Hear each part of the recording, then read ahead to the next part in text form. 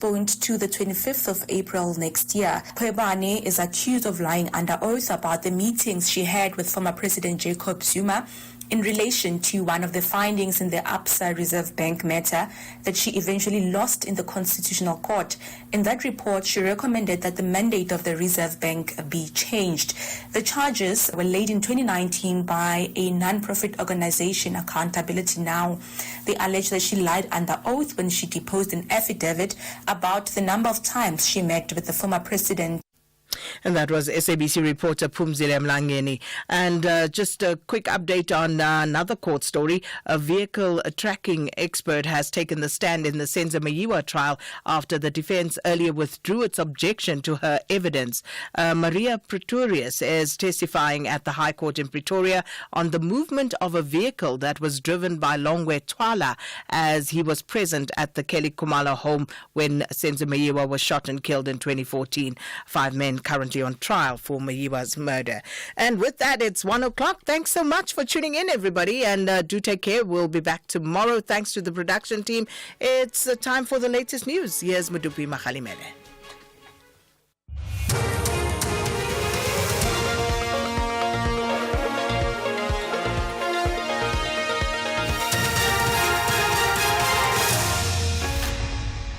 Thank you very much, Sakina. The top story is that one Gauteng matriculants are hospitalized for suspected food poisoning, and cops' arrest for insurance murders is welcomed.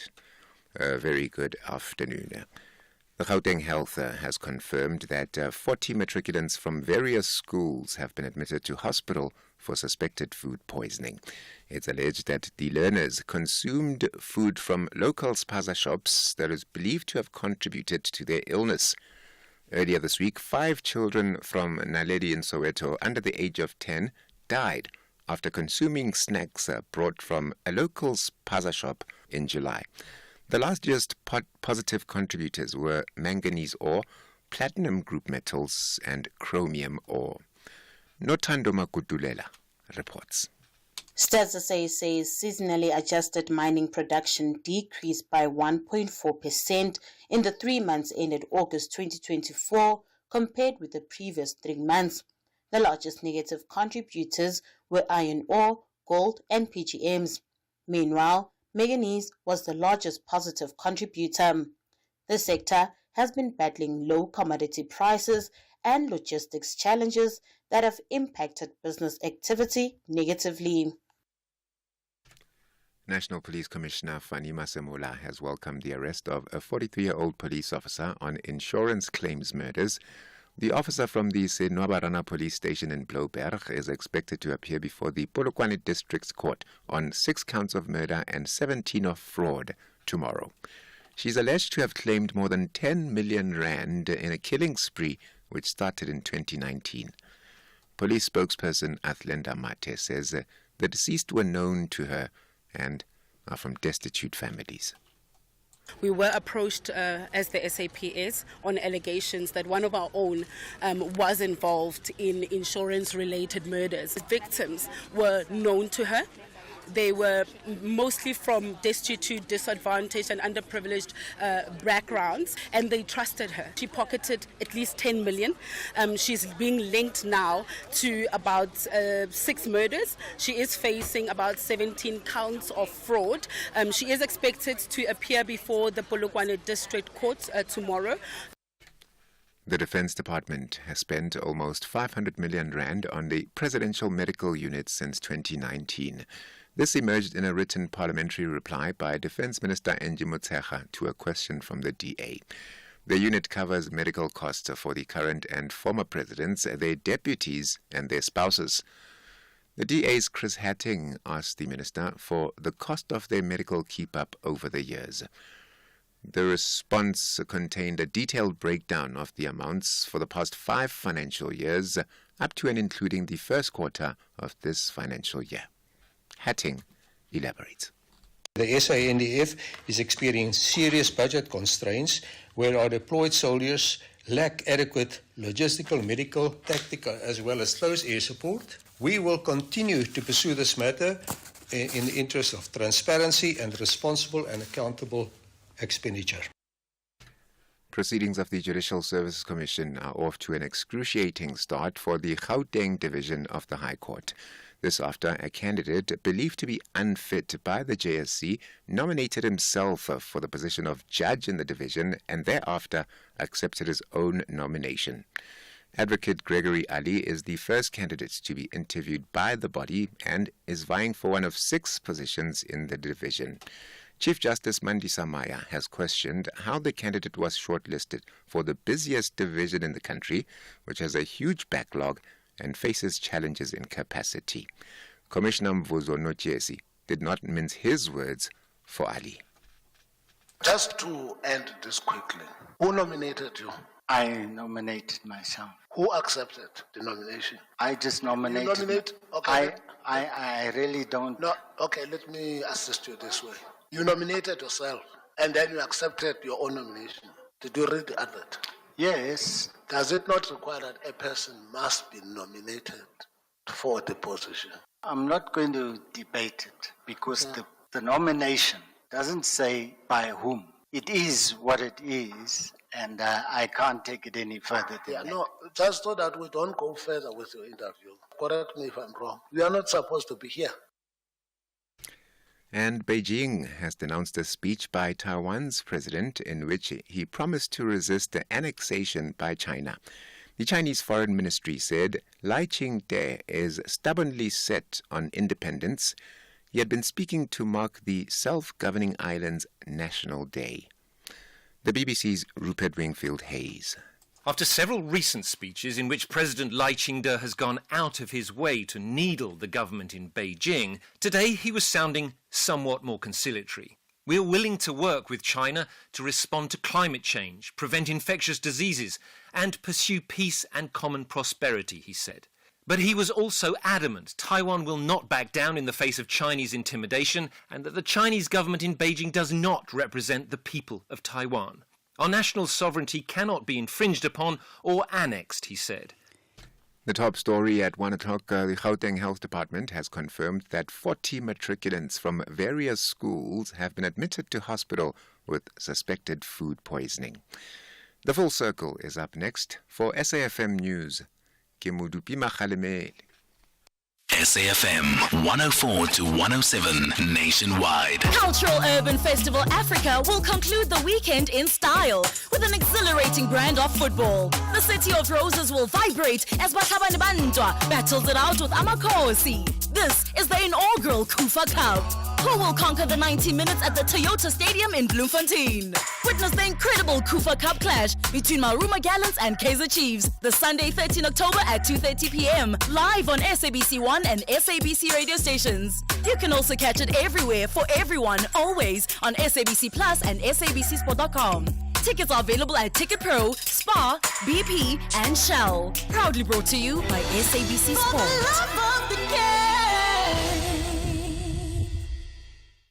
My name is Bonolo Motuba. I'm 17. My school was far from home and my parents were spending large amounts on transport. That's why they moved me to UCT Online High School, and it's been amazing. With savings on transport and uniforms, I was able to get ahead and stay ahead. Visit uctonlinehighschool.com to learn more. Applications close 29 November 2024. The Leopards and Taifa Stars have a big battle in the top-of-the-table clash. DRC is only interested in 3 points to maintain their winning rhythm, while the East Africans also want victory to sustain their unbeaten run in Group H. This is the Total Energies AFCON 2025 qualifier. Experience the journey to Morocco, DR Congo versus Tanzania on Thursday, 10 October at 6 p.m. Live everywhere for everyone, always on SABC Plus and SABCSport.com. Proudly brought to you by SABC Sport.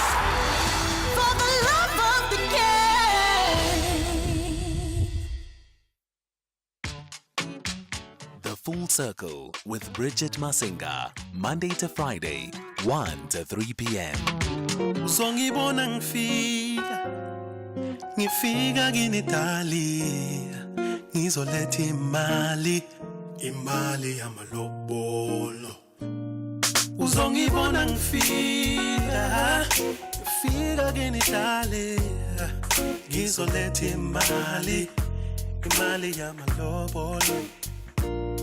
Ngilungisile inkomo ngibatshelile abadala sengikhulile sengifuna ukuyolobola ngilungisile inkomo ngibatshelile abadala sengikhulile mina ngifuna ukuyolobola ngivumele ngifike nabakithi kini kuzokhulunywa le ndaba yami nawe abakithi ngibatshelile nawe salubatshela sizokhuluma indaba yami nawe abazali bami ngibatshelile nawe tshela bakho sizokhuluma indaba yami nawe ngiyeza kini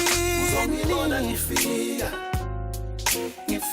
kini dale ngizoletha imali yamalobolo uzongibona ngifika kini dale ngizoletha imali yamalobolo ngilungisile inkomo ngibatshelile abadala sengikhulile sengifuna ukuyolobola ngilungisile inkomo ngibatshelile abadala sengikhulile sengifuna ukuyolobola sesifikile isikhathi sokuyisa i-relationship to another level angidlali babe angidlali I am serious abakithi ngibatshelile nawe salubatshela sizokhuluma indaba yami nawe abazali bami ngibatshelile nawe tshela bakho sizokhuluma indaba yami nawe ngiyeza kini uzongibona ngifika nabakithi kini dale baby ngizoletha imali yamalobolo uzongibona ngifika kini dale funa wena ngizoletha imali yamalobolo ngiyeza kini inkomo ngibatshelile abadala sengikhulile sengifuna ukuyolobola batshele baby ngilungisile inkomo zikhona ngibatshelile abadala baby sengikhulile sengifuna ukuyolobola ngiyeza kini ngilungisile inkomo ngibatshelile abadala sengikhulile sengifuna ukuyolobola. It is Afro Attraction coming through with Imali Amalobolo. That is the song at which we say hello to today. A beautiful, I think, Afro R&B pop kind of tune there. They actually make incredible music. I hope you enjoyed that one. I hope you're having a good day as well today. I don't know where the time is going to, but certainly, it is galloping to some place. We're already at Thursday. And the week has just literally, it feels as though the week has just literally begun. But yeah, here we are, Thursday, with just one more day left to the work week, and then we wrap things up. We've got lots by way of the agenda from our end today. Today is World Mental Health Day, and we're having a conversation around prioritizing mental health, particularly in the workplace. There's a lot of stigma attached to mental health, just socially. And I can almost imagine that that is tenfold in the professional environment. And so we'll have that conversation. Stages, pages, screens, and more is also coming up today. We're catching up with South African multidisciplinary artist Upumlani Nduli. And he's got an exhibition coming up right now, Mfanekiso Uyoba Inkungu, and he'll tell us more about that exhibition. On the other side of two, we delve into legal matters. So, can a business recover stolen money from ex-employee pension funds? That is the question we're going to be asking today. Can a business recover stolen money from an ex-employee pension fund? We'll also field your questions around other matters perhaps relating to this or adjacent to this for that conversation. You know, we always welcome you to get your queries and questions answered by some of our professionals. And it's as simple as dropping us a WhatsApp on 061-410-4107. Or, of course, you can give us a call on 086-000-2032. Here's the other thing that we want to put out on the table in this first hour of the show today. For a family meeting, you and I haven't touched base in a while. We haven't solicited your personal opinion on a whole variety of matters in quite a few days. And so we thought perhaps this is a good time for us to have a family meeting today. We know that the 7th Parliament is in recess at the moment, right? They're in recess to do their constitutional work, or their constituency work, rather. That is it. They're doing their constituency work at the moment. And that means that a lot of the portfolio committees, the overseeing portfolio committees, are out and about, touching base with various stakeholders within the sectors that they oversee and represent. We've also seen, if you follow a lot of the political parties on their social media platforms, I know that I've seen the Red Berets flooding the streets in every corner of the country with their MPs out and about, checking in institutions, organizations, and doing that kind of groundwork, the constituency work. So as South Africans, do you have confidence in the work of portfolio committees? Over the years, the ones that you have been observing, which ones would you say that have been delivering on their mandate? Or do you think perhaps it's all show? It's all fun and games. I saw in the news this morning that the chairperson of the Portfolio Committee on Agriculture, they were out and about, doubling back to a mushroom farm that had been visited last year sometime, and some problems were flagged at that particular time. And so they've doubled back today just to go see if those issues that were brought to the attention of the farm owners have been addressed and whether progress has been made.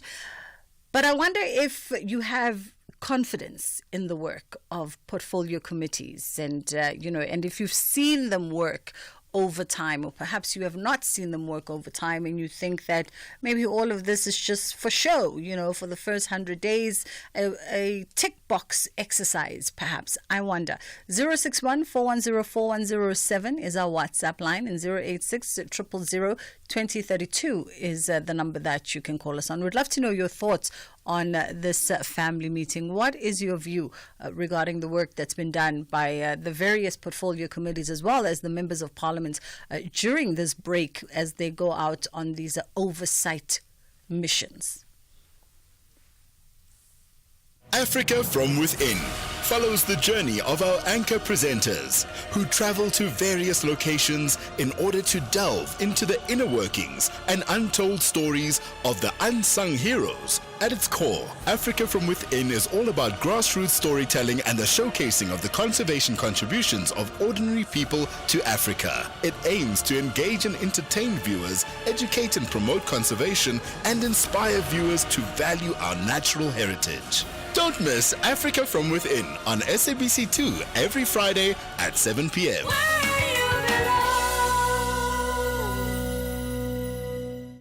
South African Airways is expanding in the DRC. We now offer direct flights from Johannesburg to Lubumbashi, the heart of the DRC's mining hub. Our convenient arrival time allows seamless connections to key regions like Ndola and the Copper Belt, opening up new growth opportunities.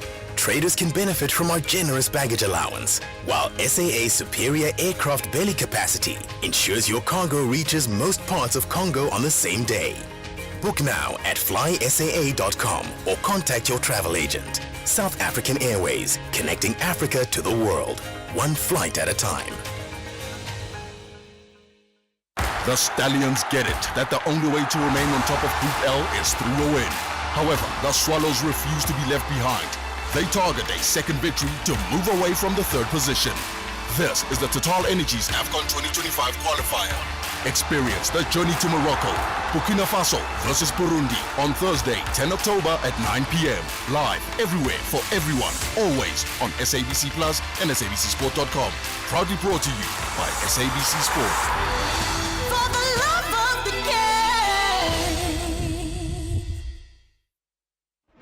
You are listening to The Full Circle.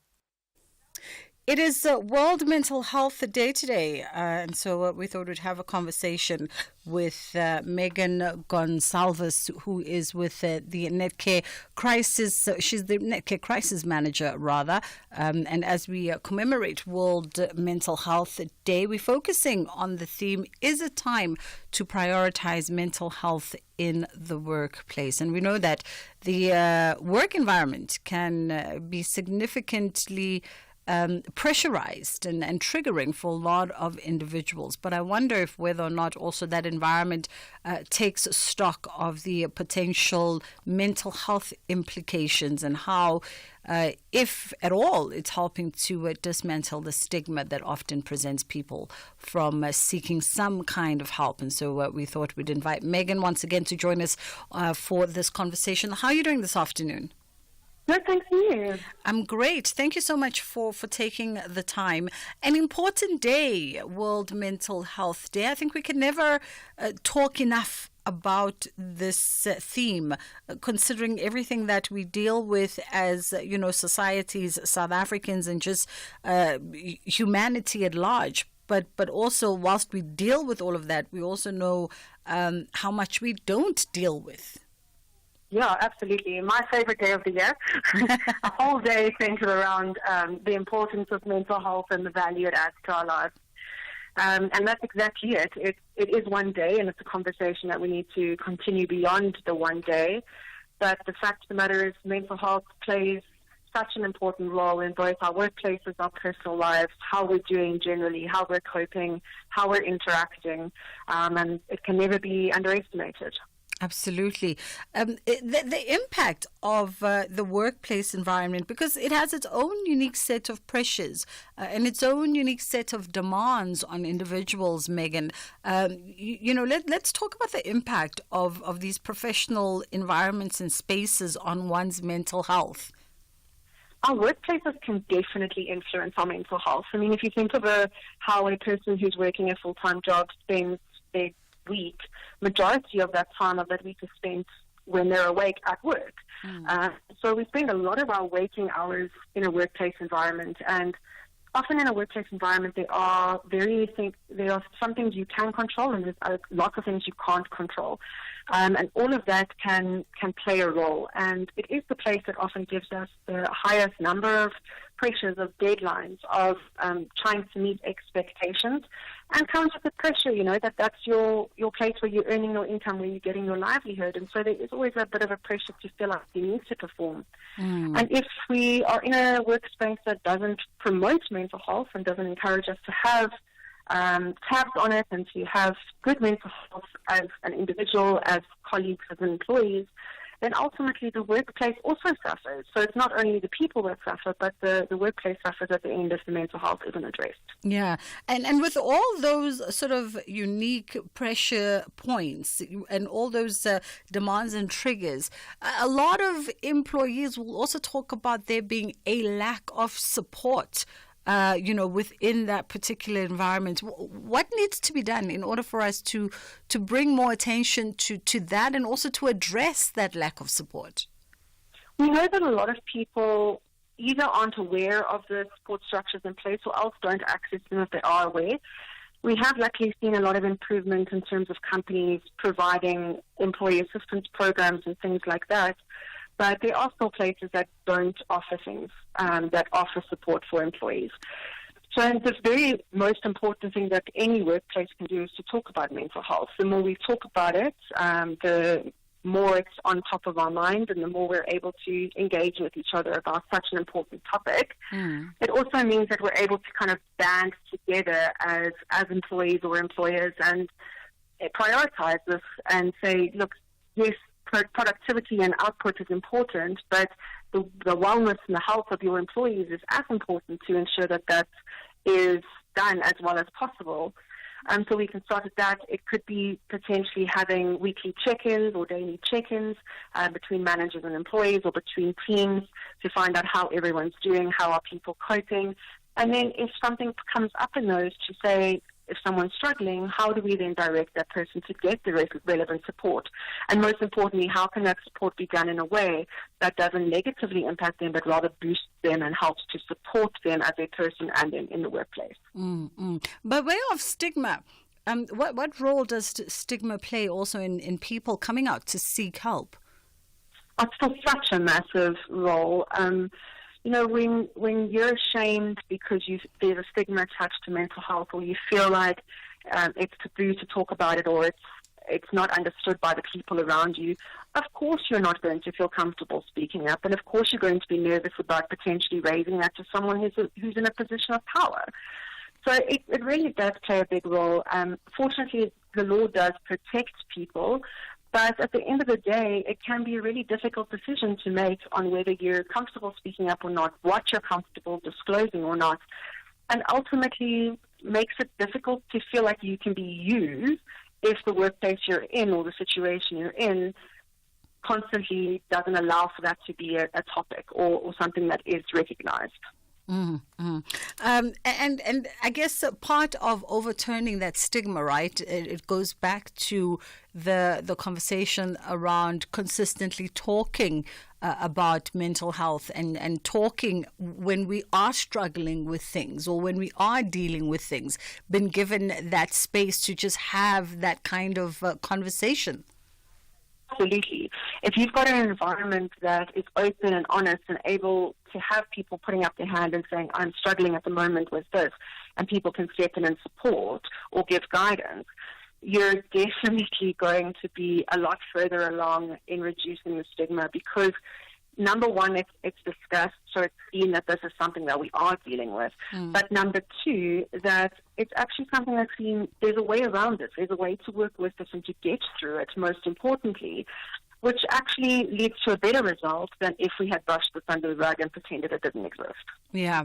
And I think a lot of the time also we sort of omit to tie in the relationship between work-related stress and personal life stress.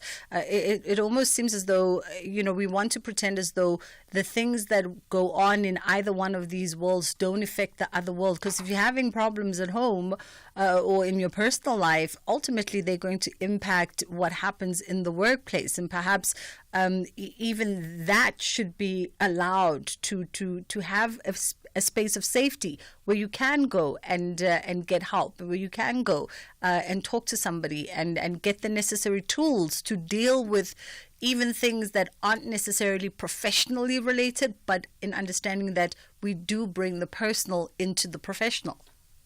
Yeah, there's definitely a link. I mean, at the end of the day, we're all people first and foremost before we are employees. And so that means we have personal and we have work. And maybe in an ideal world, we would say, cool, when we leave work, we switched off and it doesn't carry through. But that's just not how humans are wired. We do carry our stress and our triumphs even with us.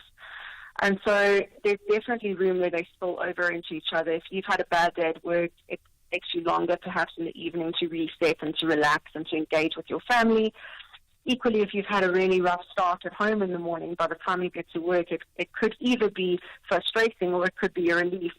So we see the switch in both positive and negative sides, but there's definitely a correlation because we are people who are living our experiences at the end of the day.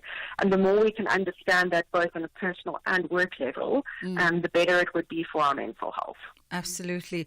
Megan, as always, it's a pleasure talking to you. That was Megan Gonsalves, who is the Netcare Crisis Manager, focusing on World Mental Health Day today. So if you do feel yourself struggling with something, both personally as well as professionally, it would be prudent to reach out and get some help. There's always people that you can talk to within your organizations, or perhaps they can steer you and point you in the right direction, just for you to be in conversation with somebody in a safe space and get those necessary tools. The conversation on the table for family meeting is around the portfolio committees which are out and about right now on oversight visits, as well as members of parliament. This break essentially is meant to be used for constituency work. And not necessarily, political organization work. That is how the break has been tabled for the 7th Parliament right now. So they're meant to be out and about, ensuring that things are running in accordance. And as South Africans, do you have confidence in the work of portfolio committees? And over the years, we've obviously seen a few portfolio committees, and I wonder if you feel as though they have delivered on their overseeing and oversight mandates, so perhaps they're falling short. We'd love to know your views and perspective on this on our family meeting. 061-410-4107 is our WhatsApp line. It is open. You can send through your WhatsApp voice notes, or 086-000-2032 is the number that you can call us on. A very good afternoon with the news headlines at 1:30. Kemudupi Makhalemele. EFF leader Julius Malema has called on the newly elected Tshwane Mayor Nasipi Moya to ensure that there is an equal provision of services in the city. The perjury case against former public protector Busim Khwebane has been postponed to April next year. And Gauteng Health has confirmed that 40 matriculants from various schools have been admitted to hospital for suspected food poisoning. And those are your headlines. A full news update coming up 2 o'clock. Call now for the family meeting. All right, it's just gone 1:30 on the Full Circle with myself, Bridget Masinga. And of course, we'd love to know your thoughts on this. It's quite surprising that it almost feels as though, I guess, by you omitting to share your observations around portfolio committees, you ultimately are in agreement that they work. Are we to assume that you do feel that they do their work? The mandates that they've been tasked with, holding folks and departments accountable to the work that they've been tasked with. They say that silence means that you are in agreement. So I can only but then assume that you agree that portfolio committees are actually out there and, delivering on the mandates that have been tasked to them. But perhaps you don't. And so we'd love to hear what your thoughts are on that. And our WhatsApp lines are open as well as our call lines. For now, though, we're going to be catching up with Phumlani Ntuli, who is a visual artist. And Phumlani has his 4th exhibition coming up, Umfanekiso Uyopha Inkungu. An image oozes mist is what it translates to, and it's opening at the University of Johannesburg's Art Gallery on the 12th, in just 2 days. Good afternoon to you. How are you doing? Good afternoon, Bridget, and good afternoon to the listeners. Thank you so much for taking the time. I mean, it's just 2 days to go before the big opening. And I can only imagine a little bit of excitement and perhaps also chasing the clock to make sure the final details are all in place. Yeah, certainly. It is quite an exciting, and it's quite interesting to see how something kind of evolves over a period of time, like once something is already realized. So I think I'm at that point now. Wonderful. Let's talk about the title of this being your 4th exhibition. Unpack that for us and the significance of it. Umfanekiso Uyopha Inkungu, obviously the translation in English, image was missed, and of course bearing the limitations of translating is always an interesting thing. So it's more drawn on the context of like archives. I've been working with archive images, from example, Alfred Dogan Cronin, who documents images of Southern African people and stuff like that. So I've been quite using these as source material for the development of my work, and this also figures around the demystification of the image generally with the new advent of like AI and like image generation and so forth.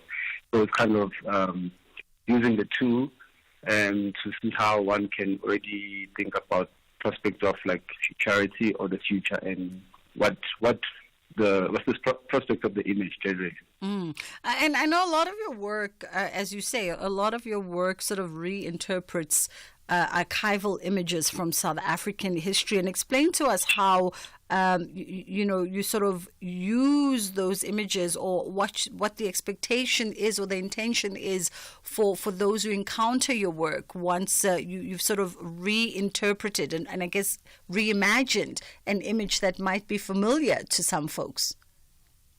I think there's also kind of a general consensus with like the disbelief or disinformation that's somehow prevalent within the internet and social media. This is already, for me, like a starting point in thinking about both the documentation, like documentary implications of the image or photographic images, and then the fiction that comes of it. That is like more with interpretation and like general audience kind of how they receive certain things. So I obviously draw on these kind of methods that are already internet-based or more disinformation-based. But my approach is more on a fictional take as well, because it's kind of subjective. Yeah. And I use like collage in this instance. Wonderful. It speaks also, I guess, to the sort of the tie-in or the intersection between memory and history. Yes, certainly. Memory is a big part of just history on its own. And I mean, I guess there is the idea that history is obviously around like storytelling, whether from a historical point of view or from an artistic point of view. There's always a subjective position, which is quite interesting for art in this case, because it allows you to kind of start these conversations. Yeah. I did say that you're a multidisciplinary artist, because a lot of the exhibitions that you've showcased and staged before also bring in a variety of elements, not just the collage. Certainly. I think I'm interested in this kind of multi-disciplinary approach because sometimes I found like there is quite limiting to only work with like paintings and collages, and there's possibility of extending how the image can be animated or performed somehow. So using stop animation is one of them.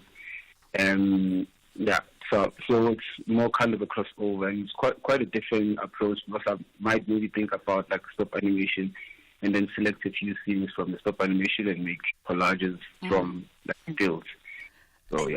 Also, Phumlani, talk to me about, and I read somewhere about your fascination with not only the digital image making process and technologies being about the front end, the final product, but you also have quite the fascination with the back end aspect of digital image formation. Yeah, certainly. I think this is more, I kind of draw on this because I was working with like web developers for one project. So there is the kind of like, there's like a framework with like software development that these like software developers kind of use, which is like a series of components like coming together. So it's like pieces of code. So I think of archive as these kind of pieces of code, and animation as well as pieces of code. And of course, the image doesn't really lend itself as a painting when you see it in a gallery. There's also like data that can be applied on it. Like it can be used as data set. For example, when you post it on social media or you post it on the internet, it's no longer its physical instance anymore. There's like numbers and formulas and algorithms, whatever that does certain things to the image. Yes. Oh, okay. So does this then speak to sort of an evolution of the work? I know a lot of artists are now getting into sort of the NFT elements of their works, and I'm seeing a lot more collage artists getting into that kind of evolution of practice. So does this speak to perhaps where the work would see itself in the future, that a traditional print, canvas print, might hold a different interpretation to somebody who gets maybe a digital format print of the same piece?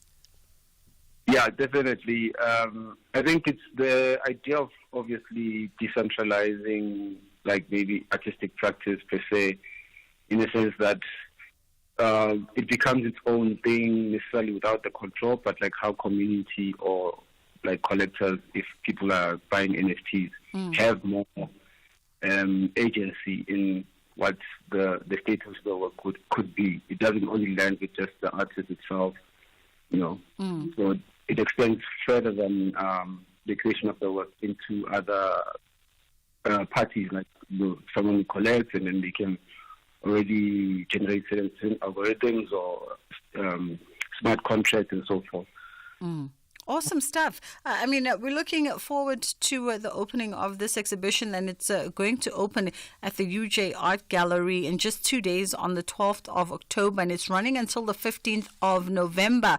For those who are going to be in the vicinity, because it is a month-long exhibition, I'm pretty sure in your calendar you also are considering some kind of interactive engagement with yourself and audience.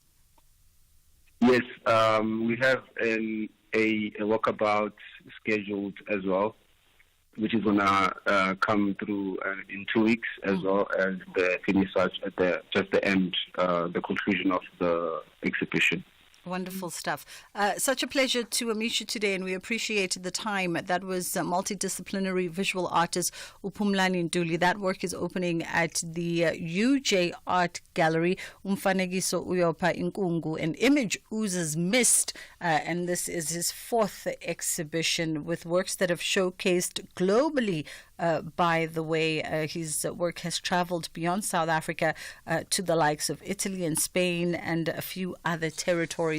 It's just gone 2 o'clock on The Full Circle with myself, Bridget Masinga, leading the conversations that move the nation. And we wanted to get your perspective today on, the work, the oversight work that's been done currently by Parliament's portfolio committees. I know that the Portfolio Committee on Communication and Technology was also doing some oversight work in Eastern Cape.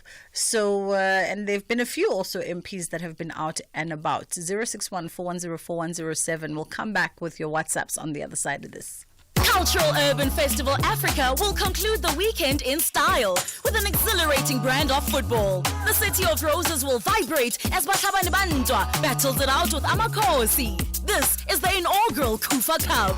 Who will conquer the 90 minutes at the Toyota Stadium in Bloemfontein?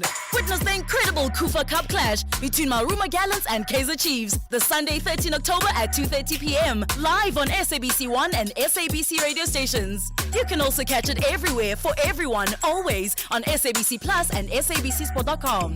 Tickets are available at Ticket Pro, Spar, BP, and Shell. Proudly brought to you by SABC Sport.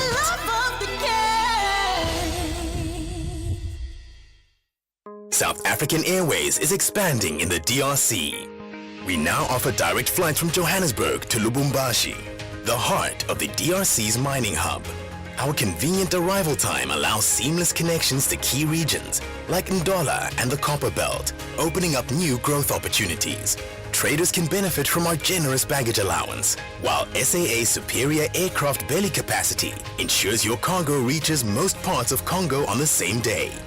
Book now at flysaa.com or contact your travel agent. South African Airways, connecting Africa to the world, one flight at a time. TUT Matasanta ladies are hungry for victory to climb up the ladder, but Royal AM have an incredible game plan to triumph and keep their top half position. This is the Hollywood Bet Super League. Witness the Mzansi Queens of the beautiful game, TUT Matasanta Ladies FC versus Royal AM Ladies on Saturday, 12 October at 11:30 a.m. Live on SABC Sport on DTT Channel 4. Also available everywhere for everyone, always on SABC Plus and SABCSport.com. Proudly brought to you by SABC Sport. For the love of the game. Call now for the family meeting. Hello, Bridget. This is Tepiso. Happy Thursday. Here's my take, and it's probably not a popular one, but that's the reality of what I witness, especially taking parliament to the people. I feel like it's a waste of money. some ministers who would go to these public meetings or oversight meetings, as well as the arrogance is there. People are complaining about the same thing over and over again, and there's no progress, right? So I'm just hoping with this GNU project, things will be better, especially during the oversight visit, and there will be accountability and things will be taken serious. But other than that, I feel like taking Parliament to the people should just be scrapped out because it's a waste of time and money. Only portfolio oversight visits should be the one that, continues and they go out to the public. Hi, Bridget, and your team and the listeners. Hi, Mina. Bridget, I made peace that I don't have a government.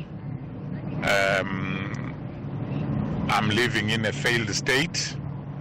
So to answer you directly, no. I mean, what portfolio committees? These guys are in for themselves, nothing for the people. I'm serious about this. Nothing for the people. Show me one politician that cares for the people. Just one that cares for the people. Out of the 400 that they are there in Parliament, one that cares for the people. Thanks, Bridget. Well, I mean, I guess that's a rather bleak state of affairs. I didn't catch your name, but he's given up, he says, on the state because, question for him is show me one parliamentarian that cares for the people out of the 400. And Tsepiso making an observation there that's saying, taking Parliament to the people perhaps is a waste of money, but still, I guess, Tsepiso, you're a little bit hopeful because you did say there that maybe this GNU project, your words, will bring about some kind of change. And I wonder, we still wonder, Wuti, what is your thought on this? Do you think that indeed maybe portfolio committees are a little bit, toothless and useless for us as the general citizens of the country, and their oversight work is neither here nor there? Or would you actually like to see more, of the visibility of the various portfolio committees out and about, checking in with the various sectors and industries that they represent, doing the very necessary constituency work that placed them within those walls of Parliament, right? They were sent out to Parliament with mandates from their respective voters. And maybe if they are out and about and basically on the ground, touching base with the various issues that people are dealing with the various challenges that various sectors are dealing with and what they've been burdened with, maybe they do go back to Parliament and they do go back into those halls to hash out their minutes with a different perspective and a different understanding that could lead to, I don't know, perhaps a turnaround in certain things. But maybe you feel that it is really a waste of time. So if, for instance, they're not out there doing constituency work, if they're not out there like they are right now during this break, we've seen the various committees, the Portfolio Committee of Employment and Labour, the Portfolio Committee of Technology and Communications, like I was saying, they were in the Eastern Cape just this week, in fact, talking to various stakeholders. The Portfolio Committee of Agriculture, I've seen them on the telly visiting farms, some that they've visited before, and just doubling back to see that whatever the challenges were in their previous visit have been addressed by the respective farms. If they're not out there doing that work, then can we really then come back, in 2 years and in 5 years and say that we never see them visible? Because one of the things we always say, when we have issues, our parliamentarians are nowhere to be seen. And we've seen, the Red Berets have been all over the last 2 weeks during this break. I've been seeing on their social media, busy. They are visiting people. They are going to beachfronts. They're busy. I haven't seen the others, the other parties, but maybe they are busy, but I just have not seen them maybe they're not documenting it on social media. So can we really complain then? and say that you guys are never on the ground. You're not in touch with our issues and our challenges. If we also say when it's time for them to do it, and then they do it, to echo Tsepiso's sentiment, and then we go, it's fruitless. I don't know. 061-410-4107 is our WhatsApp line. We'd love to hear your thoughts. And 086-000-2032 is the number that you can call us on. The wait is finally over, and we can safely say that Tropica Island of Treasure is back to serve you some really great entertainment. Tune into S3 from the 28th of September to cheer on the 7 teams who will be vying to win a shared prize of 1 million rand, a brand new car each, and become the champions of Tropica Island of Treasure Season 11. Fancy 50,000 bucks? Predict the champions of Tropica Island of Treasure, and you might be sipping that cold, refreshing Tropica all the way to the bank. Follow at MyTropica and at SABC3 for more information. Channel your inner champion with Tropica Island of Treasure. Starts Saturday the 28th of September at 6:30 p.m. only on S3. Open up. S3. 4 dynamic design duos reimagine and reinvent 4 apartments in a century-old building nestled in the vibrant suburb of Sea Point, Cape Town. Armed with creativity, determination, and a limited budget, the duos fight against the clock to transform this grand old dame into a contemporary masterpiece, all under the critical eyes of an expert judging panel. The winning duo will claim a grand prize of 300,000 rand, with an additional 100,000 rand going to the fan favorite team, as voted by viewers. Channel your inner wow with My Design Rules, Sundays at 7 p.m. only on S3. Open up. S3. Becoming Elizabeth is the fascinating story of the early life of England's most iconic queen. With no clear heir, the death of King Henry VIII sets into motion a dangerous scramble for power. Elizabeth's fascinating and factual journey to secure the crown is filled with scheming, betrayal, and illicit relationships that threaten to bring forth her demise.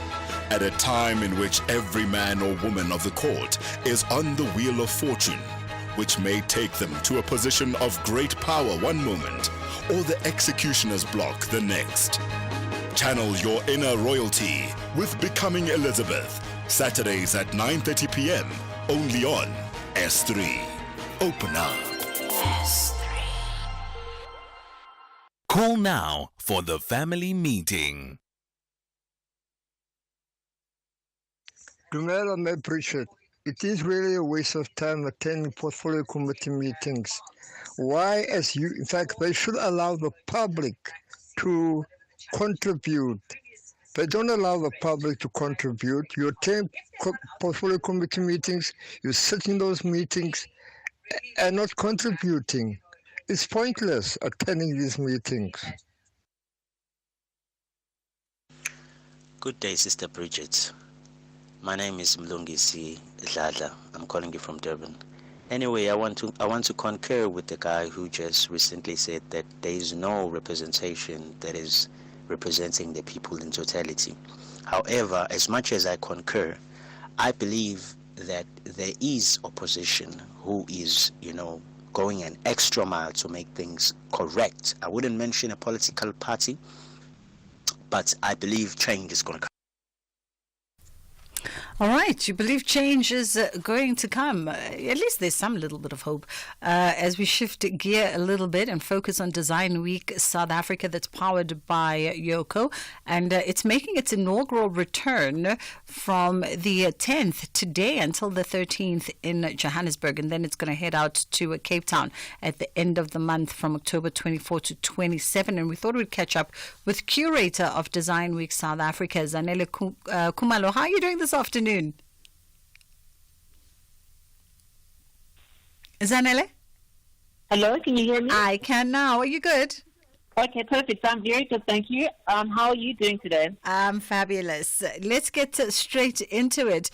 Exciting times. Design Week South Africa is upon us, but perhaps for my listeners who are not affair with Design Week, just give us the rundown of the significance of a week like this. Yes, so it's basically a creative platform that's launching today. So instead of kind of existing in one space, say in an expo hall, we have initiatives running around the city, from exhibitions to tours to workshops to dinners, and it's a kind of way of connecting different creative disciplines and really supporting our creators. So whether they are chefs, furniture designers, industrial designers, ceramicists, we're activating around the city over 4 days. Wonderful stuff. And I guess, Joburg, and no slight to any of the other cities, Joburg and Cape Town provide for an interesting environment and an interesting perspective for the creative world, and for a design week. I'm sure it's rather exciting to activate in spaces like this and to galvanize the various creatives from around the country, around dynamic metros such as Joburg and Cape Town. Exactly. I mean, those are our two design capitals in South Africa. And a lot of people will know Milan and Paris and other cities, including Melbourne, who've been running design weeks for a long time. And they really are crucial for kind of developing and supporting innovative models that promote sustainable urban development. So we also have bike tours happening from places like 44 Stanley. Rosebank areas are included. There's a factory tour with Makosa. So a lot of your beloved brands are going to be showing up in a big way over these next few days. Yeah. It also speaks, I think, to answering the curiosity, perhaps, of enthusiasts and consumers of creative disciplines. I'm just thinking, as you say, Makosa, for instance, opening up his factory. As much as we are familiar with his brand and everything that he's achieved, it is a closed space, and no one has really ever seen, outside of the team and close circles, has seen the process of creating from their perspective. Exactly. And I think this is an opportunity for everyone to understand the process of being a creator and designer, what all the love and the care that goes into creating a garment or a product for you. Because there seems to still be, those few who think that, things are a little bit overpriced when they come out of this country, but there's a good reason. There's high levels of quality that we produce here, and I think it's going to be a great opportunity to share and show that with audiences. How do local communities also, I guess, to some degree, influence design initiatives and design projects? I'm just thinking about the great move and the great push towards activating Maboneng a few short years ago, or areas like Woodstock in Cape Town as well, around about the same time. And I wonder the involvement of communities in those spaces. Yes, no, completely. So I think wherever you find a hub of creators, a bigger collective will happen. There are some young designers, including Void, and I think it's by Cloud House, that are situated around Hallmark House. And as soon as you get one group of creators moving in, then the rest follow. So I think it's up to creators to create their own communities, and then when the private sector sees that growing and developing, then they then they can come and swoop in and support as Yoko has done. Yeah. As we wrap it up, Zanele, so today is the first day you're kicking off the 3 days in Johannesburg, wrapping up on the 13th. For anybody who wants to have a good look at the itinerary of activities and workshops and experiences, where do folks go and what are the cost implications? So a lot of the programming is free, and you just have to visit designweeksouthafrica.com or visit Instagram, and there's a whole schedule and calendar which breaks it down by day or by type of event. And a lot of things are free to book. Some things like city tours, they have an extra cost because of transport, but everything's on the website. Wonderful stuff. We appreciate the time. That was a curator of Design Week South Africa, Zanele Khumalo, joining us. It's a few seconds to the top of the hour. And, of course, your 2 o'clock news is coming up.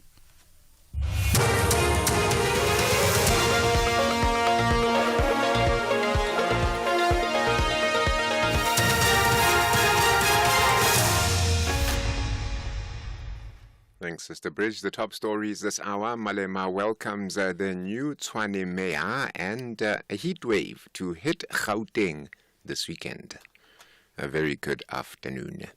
EFF leader Julius Malema has called on the newly elected Tshwane mayor, Nasiphi Moya, to ensure that there's an equal provision of services in the city.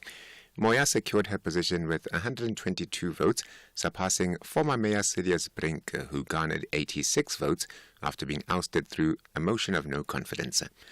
Briefing the media in Joburg, Malema says Brink only prioritized providing services in the white-populated areas and neglected the black-populated areas. Malema says he welcomes Moya's appointment.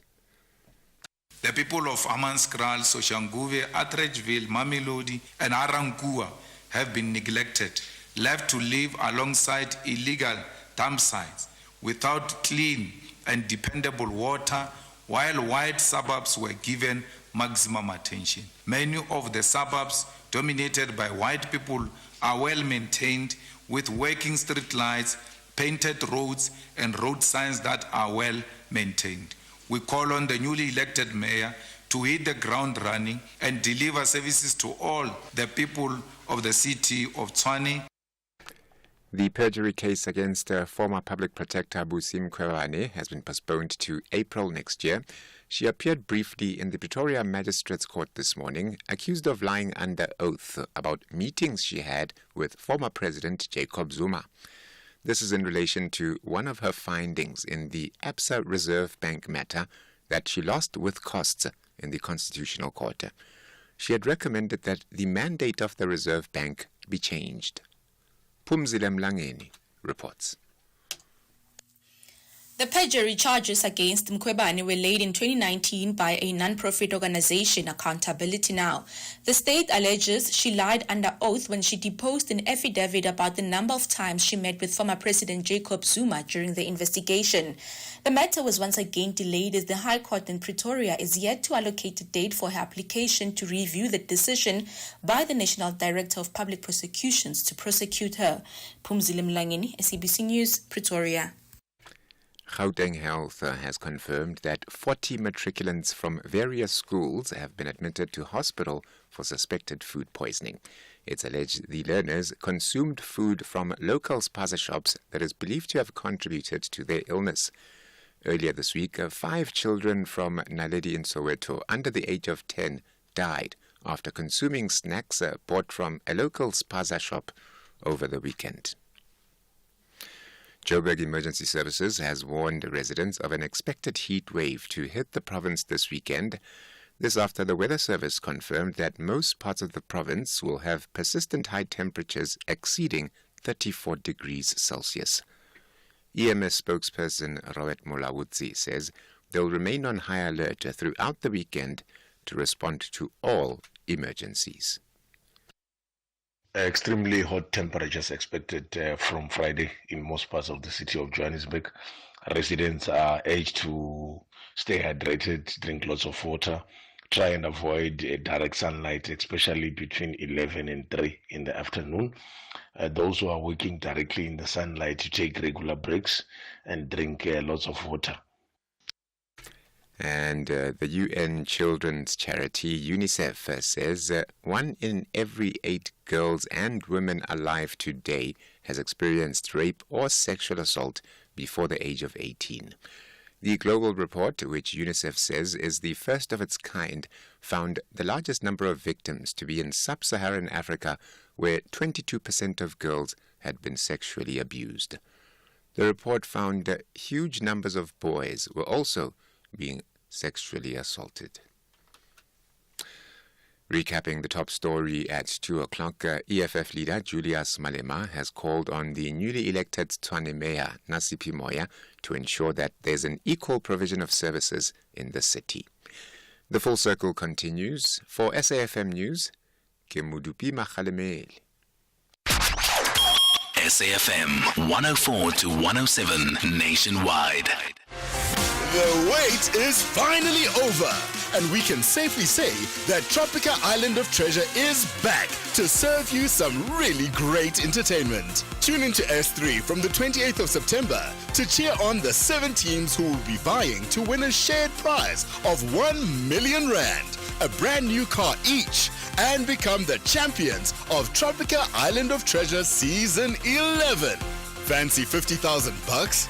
Predict the champions of Tropica Island of Treasure, and you might be sipping that cold, refreshing Tropica all the way to the bank. Follow at MyTropica and at SABC3 for more information. Channel your inner champion with Tropica Island of Treasure. Starts Saturday the 28th of September at 6:30 p.m. only on S3. Open up. S3. Friday nights in Gqeberha will never be the same. Bafana Bafana are taking on the Congo at the Nelson Mandela Bay Stadium on the 11th of October 2024 at 7 p.m. Come early, dressed to support Bafana Bafana. Sit in our Guijo stand for a chance to win prizes. Gates open at 4 p.m. and tickets start from 60 Rand for adults and 140 for a family ticket. 2 adults and 2 children with special rates available at 30 Rand for children under 12. Scholars in uniform and students with student cards at all Ticket Pro outlets. If you can't make it to Gqeberha, catch the game live on SABC Sport on DTT Channel 4 at 7 p.m. or visit sabcsport.com. For more details, visit safa.net and Bafana Bafana on X and TikTok. The Full Circle with Bridget Masinga, Monday to Friday, 1 to 3 p.m.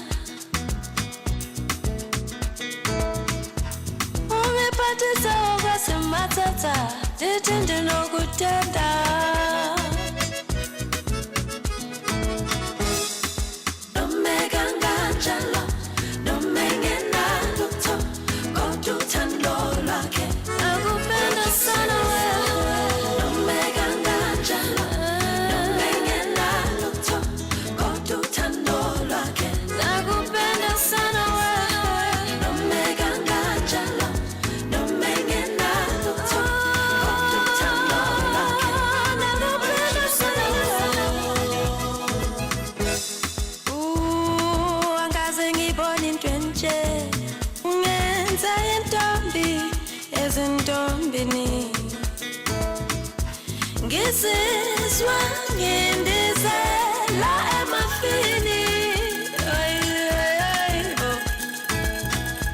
Maungazwa indlela ngiphatha ngayo, na ungaxakeka. Maungazwa indlela ngithanda ngayo, na ungazizwa. Nomeka kanjalo, noma engenalutho, kodwa uthando lwakhe. Nakupenda sana, nakupenda sana. Noma engenalutho, uthando lwakhe. Nakupenda sana wewe.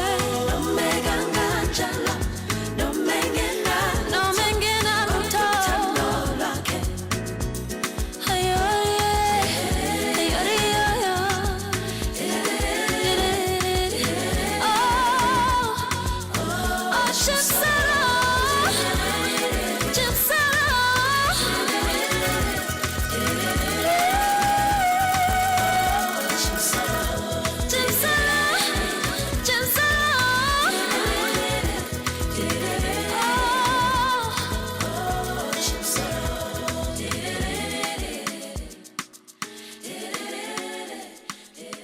It is Malay coming through with Jim Soror is the name of the song. It's giving a wonderful old school vibe. It's it's reminiscent, I think, of great African, not just South African musicians who have come before her.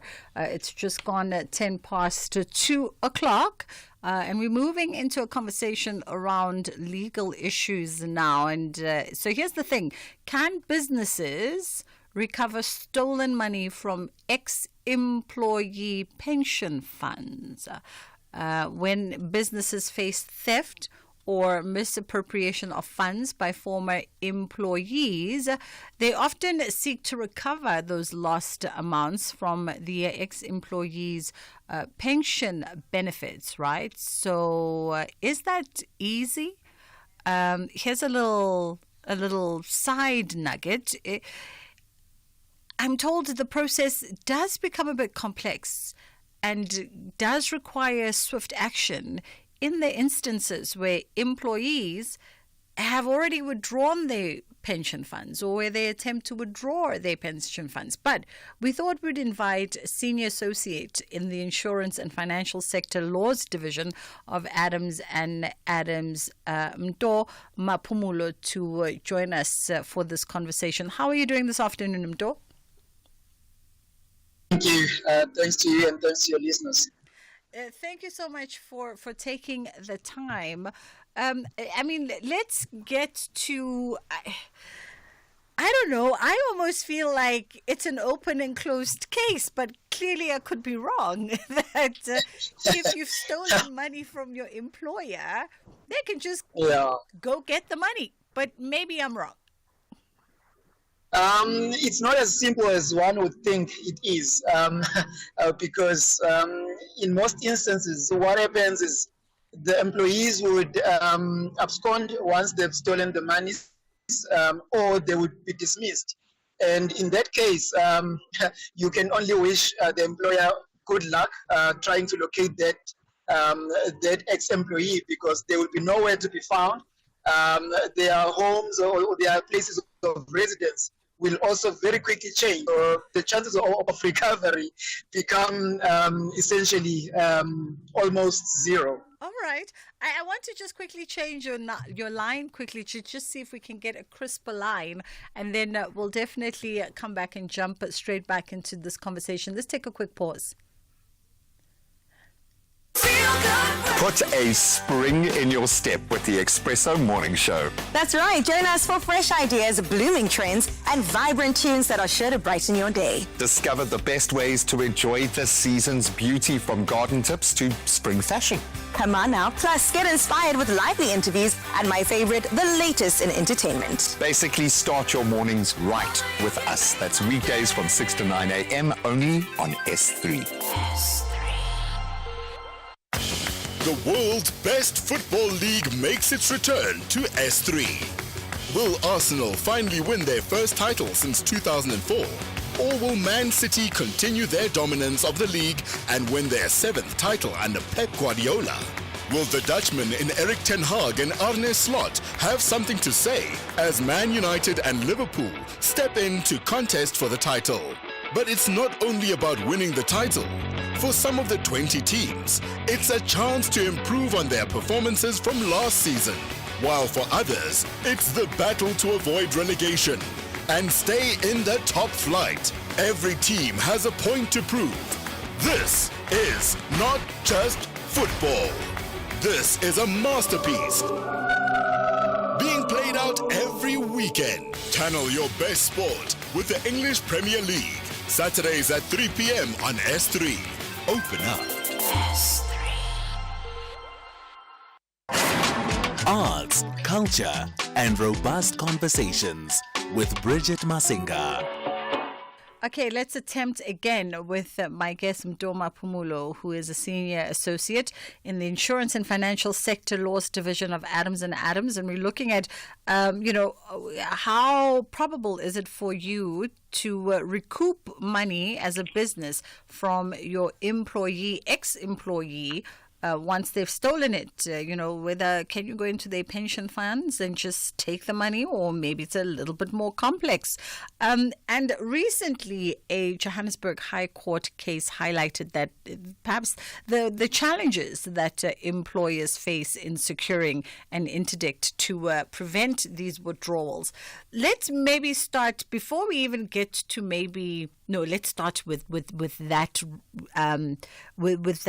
case, Mdo. Let's start with what are the challenges for the employers, to be able to get that interdict to prevent a Bridget, who's now an ex-employee, from making a withdrawal from their pension fund. So the problem normally becomes whereby the employee does not, the ex-employer does not have sufficient facts that the theft that took place was by this particular employee. And therefore, in that instance, what the ex-employer does or invites the court to do is to speculate, basically. So it is very important for the employers or ex-employers to bring something with substance in order to prove, in terms of the evidence, that it was that particular employee that had stolen the money. Because, for example, the case you are referring to, that was the biggest hurdle for the ex-employer, because ex-employer did not or produce any evidence that the theft was a particular employee. Okay, I see. But in the instance where there is sufficient evidence, is then the process a little bit different? Not really. Then it becomes a relatively less difficult case to prove, because what you basically do as an ex-employer, you bring an interim interdict against the fund, being the pension fund, to say they shouldn't pay out any of the benefits at this stage to this ex-employee, pending whatever investigation or legal dispute between the ex-employer. So in that particular instance, to succeed with your interim interdict, you have to prove 4 things to the court. One, you need to prove that you may have you have a prima facie right. So it's basically you proving that, at least on the face value, you do have some right as an ex-employer to the pension benefit of that particular ex-employee. Then, second requirement, you need to be able to show to the court that it is, as a matter of convenience, it is better for the pension funds or benefits not to be paid out at this stage to the ex-employee. And this is, if you've got a very good evidence, it becomes relatively easy, because you can then just demonstrate to the court that should they pay out these monies or the benefits to the ex-employee, you as the ex-employer will be greatly inconvenienced in trying to recover once they've paid out. Then the third requirement, you need to show to the court that there is no any other legal remedy that you have except for the court to grant that particular interim entity. Mm-hmm. Okay, so now tell me, how do employers then ensure that they actually have sufficient documentation? Because I would figure at this juncture already, as an employer, if you are accusing me, Bridget, as your ex-employee of having stolen funds from you, at that juncture you should already have prima facie evidence and at least something that speaks to the fact that, in fact, I am the person that you suspect the most of stealing from you. Exactly, yes. That's a very good question. Thank you. So what the court will rely on, it will rely on the circumstantial evidence. So there does not need to be something really tangible. If there is one, great. But if there isn't, all the indications from the employer's investigation should at least point towards this particular ex-employee. For an example, it's by finance. There has to be some sort of linking up or tracing in terms of when and where were the money paid. Were they paid into this employee's direct account, or was it the company's account?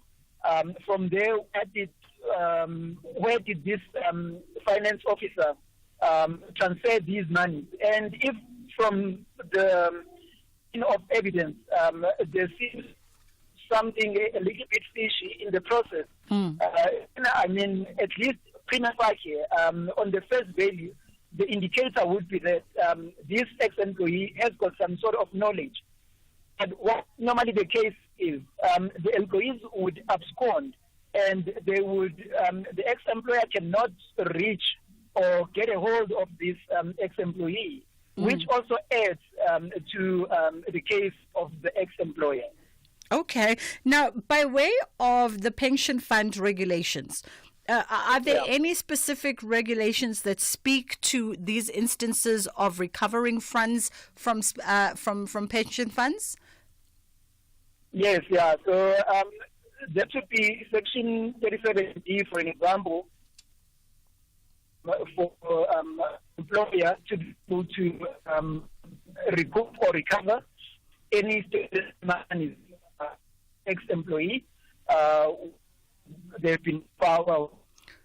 The line is just letting us down right now, and I know that Mto is traveling a little bit. Let's take a quick pause here. Let's see if we can better the line, and perhaps in the next couple of seconds it'll be in a place that's got a bit more stable network connection, and then we'll come back and continue the conversation from where we left off. Breast Cancer Awareness Month.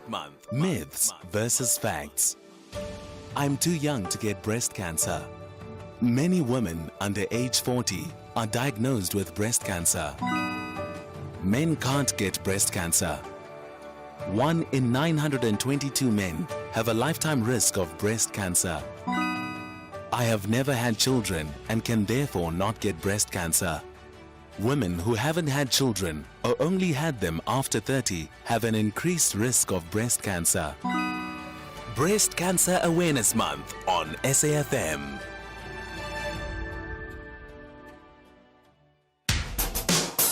SAFM has signed a code of conduct that is enforced by the Broadcasting Complaints Commission of South Africa. Under the code, we are committed to giving news that is accurate, comment that is fair, and programming that is not harmful, does not amount to hate speech, or contain violence or explicit sex. If you think we are not living up to that code, then you can inform the Broadcasting Complaints Commission of South Africa. Direct any complaints in writing to the Broadcasting Complaints Commission of South Africa. PO Box 142365. Craig Hall 2024.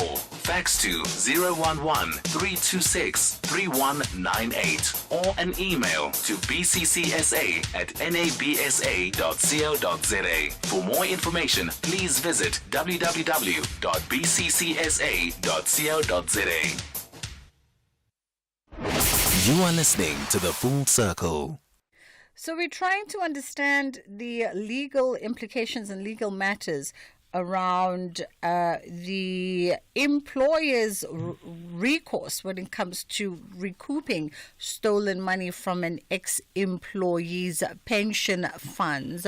And there was a recent High Court case that highlighted some of the challenges that employers face in securing an interdict to prevent such withdrawals. And of course, joining us pointed out that there were 4 factors that needed to be met in this case that was in question that brought us to this conversation when employer filed an application against the Municipal Gratuity Fund registered under the Pension Funds Act and an ex-employee. The relief was sought to prevent the Gratuity Fund from releasing the pension benefits to the ex-employee, and the employee had been dismissed following a disciplinary hearing where she was found guilty of, amongst other things, gross misconduct, fraudulent misrepresentation, and a breach of trust. And so what I wanted to find out, Mto, as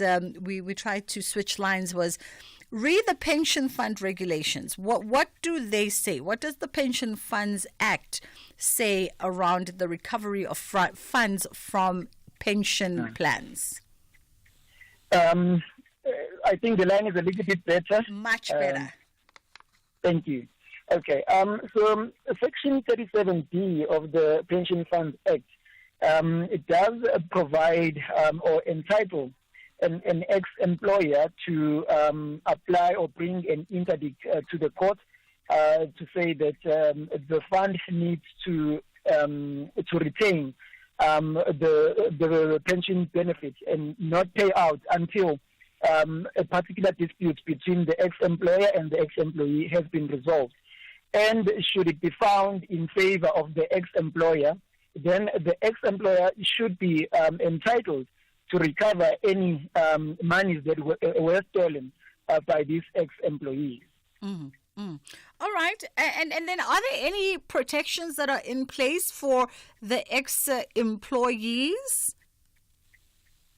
Yes, there would be recourse for the ex-employees because one, as much as the ex-employer can bring this interim application, ultimately there is a main dispute between the ex-employee and the ex-employer, which at some stage will obviously be resolved and put to finality. And should the ex-employee be successful there, the ex-employer cannot be entitled to recover any funds because they could not prove their case in the main case.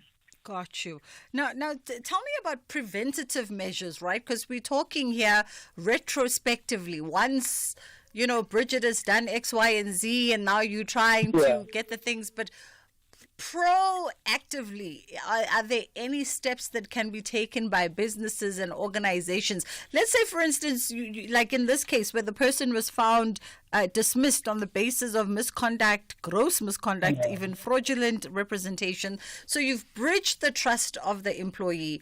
It's ignited this investigation, assumingly, of your fraudulent behaviors towards the business, right? And ultimately the suspicion of you stealing money.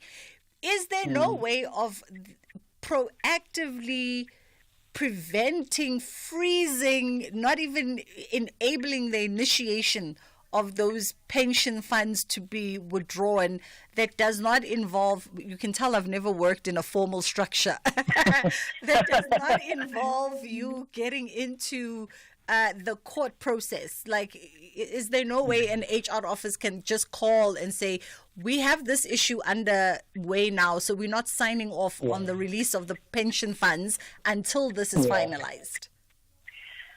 Unfortunately not, because the statutes or the legislation does not have any provision of that sort. But also, I think it's important to remember that the pension fund is just a custodian of these monies. These monies belong to the employees. Yeah. So an employer has got no right to those monies unless, obviously, in instances like these where there's been some sort of theft, in which case, even then, the ex-employer needs to bring court applications, try to execute on those court orders. So, unfortunately, there's no easy way out, because I think also it does protect the employees in that way, because what if now you say you are an ex-employee and you are not guilty of any wrongdoing, but your monies are now frozen and they cannot be paid out to you, and the main case just drags on for a very long time. Then in that particular instance, you are kind of trapped, and you've got no recourse, just because the HR person could just pick up a call and tell the pension fund not to pay out. Got you. This is what I love about doing this show, right? As a broadcast creative is what I call myself. I learn so much about the structured world of employment. Yeah, I do envy your position. There are good days and there are bad days, Mto.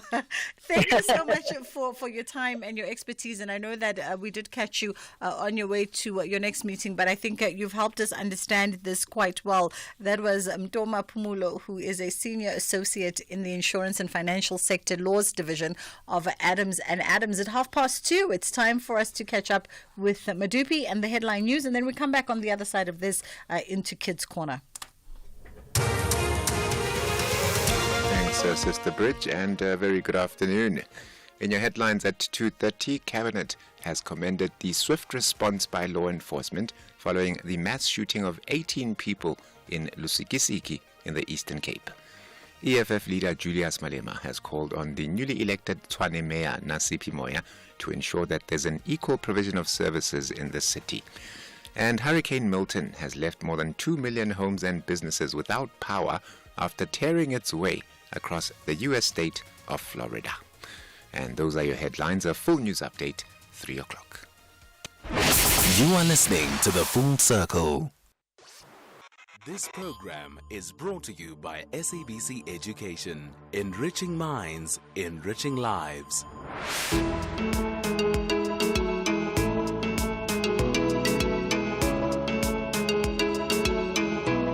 Side by Side.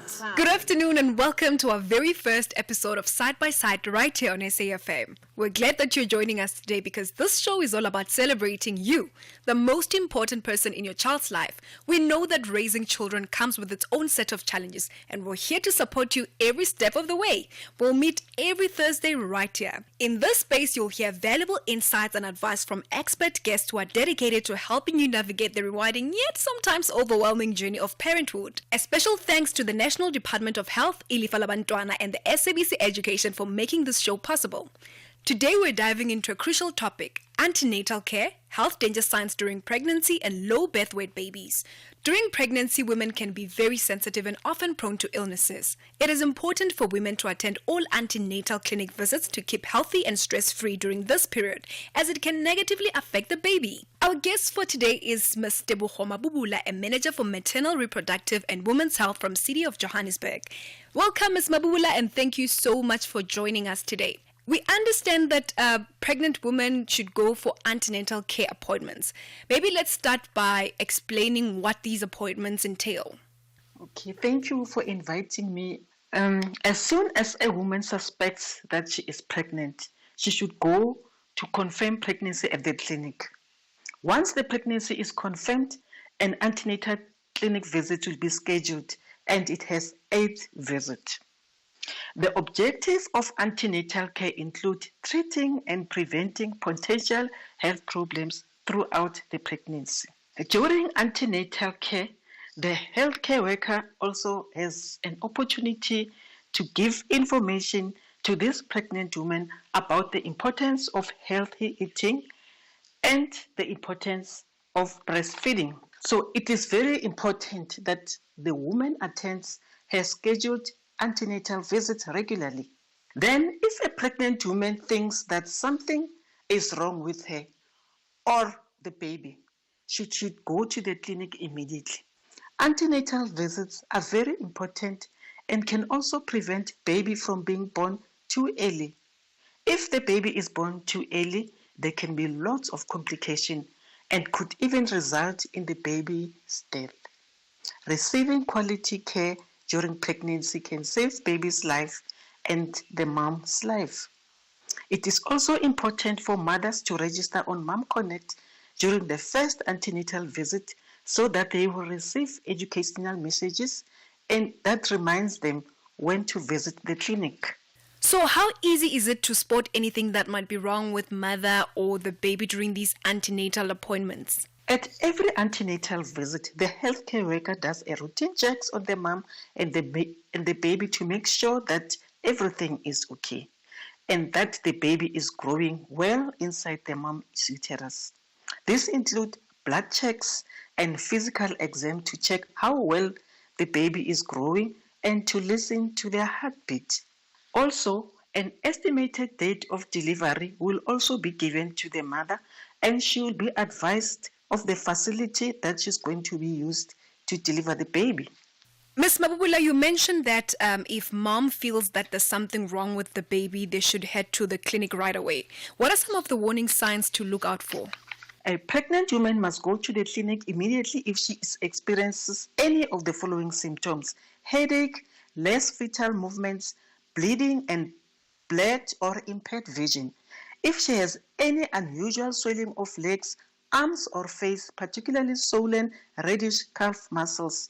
This is the muscles of the back of her lower legs. If she is bleeding excessively from the vagina, there is a light spotting that she might experience during pregnancy. It's okay, but anything that is more than that, it is a danger sign. During the later stages of pregnancy, she can only feel very few or no movements from the baby in her tummy. If she has headache, dizziness, blurred vision, if she has severe abdominal pains, that is pains in the tummy area, if she has high temperature, if she has fits or convulsions or seizures, if her water breaks before the baby is due, this will feel like a sudden release of water from the vagina. This means that the membrane protecting her baby has broken before the time. If she has early painful contraction before the baby is due. You've mentioned that one of the danger signs is swelling. I mean, one would think pregnant women just get swollen any time of the day. At what point should you start getting concerned? You've mentioned that one of the danger signs is swelling. Isn't it common for pregnant women to get swollen feet? At what point do you now start getting concerned? Some swelling is fairly common in pregnancy, especially swollen hands, feet, ankles, which are a sign of high blood pressure.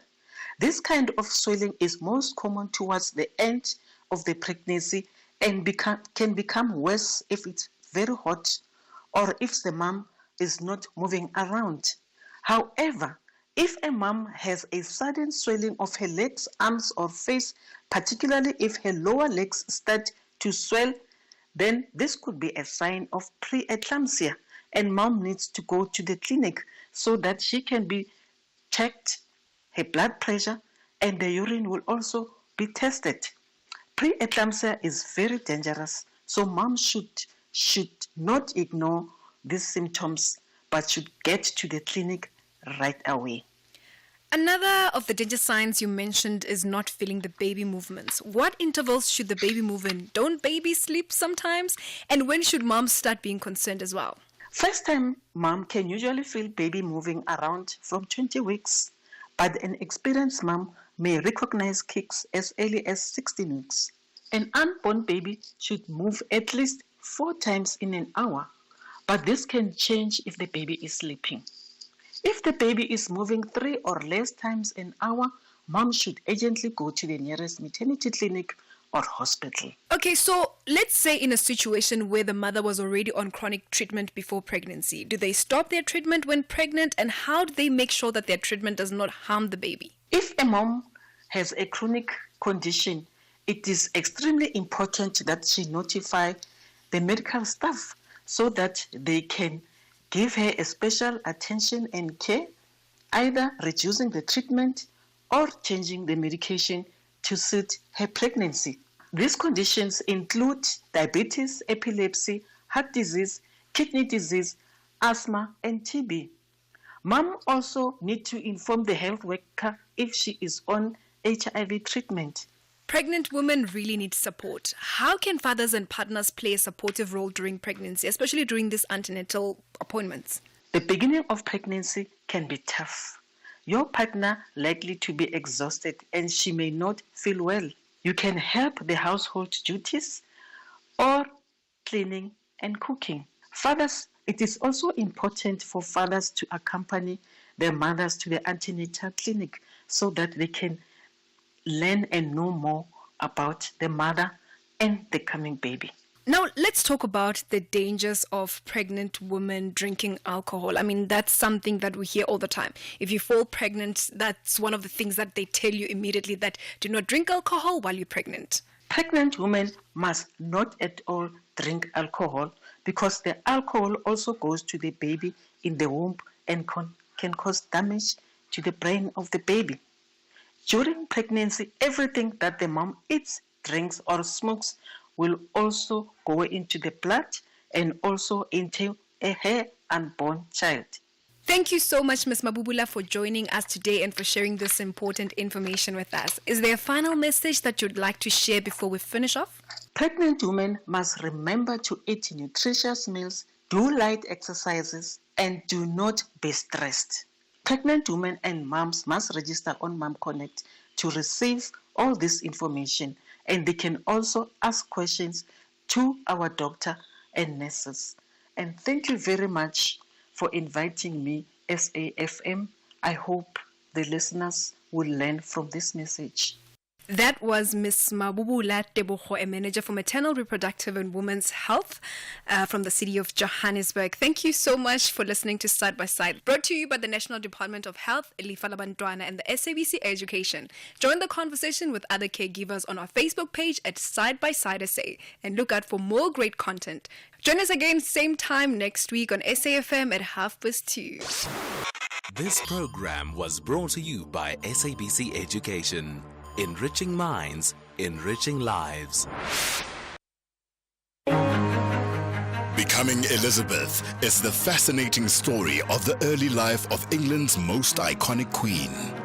With no clear heir, the death of King Henry VIII sets into motion a dangerous scramble for power. Elizabeth's fascinating and factual journey to secure the crown is filled with scheming, betrayal, and illicit relationships that threaten to bring forth her demise. At a time in which every man or woman of the court is on the wheel of fortune, which may take them to a position of great power one moment, or the executioner's block the next. Channel your inner royalty with Becoming Elizabeth, Saturdays at 9:30 p.m. only on S3. Open up. S3. Four dynamic design duos reimagine and reinvent 4 apartments in a century-old building nestled in the vibrant suburb of Sea Point, Cape Town. Armed with creativity, determination, and a limited budget, the duos fight against the clock to transform this grand old dame into a contemporary masterpiece, all under the critical eyes of an expert judging panel. The winning duo will claim a grand prize of 300,000 Rand, with an additional 100,000 Rand going to the fan favorite team, as voted by viewers. Channel your inner wow with My Design Rules, Sundays at 7 p.m. only on S3. Open up. S3.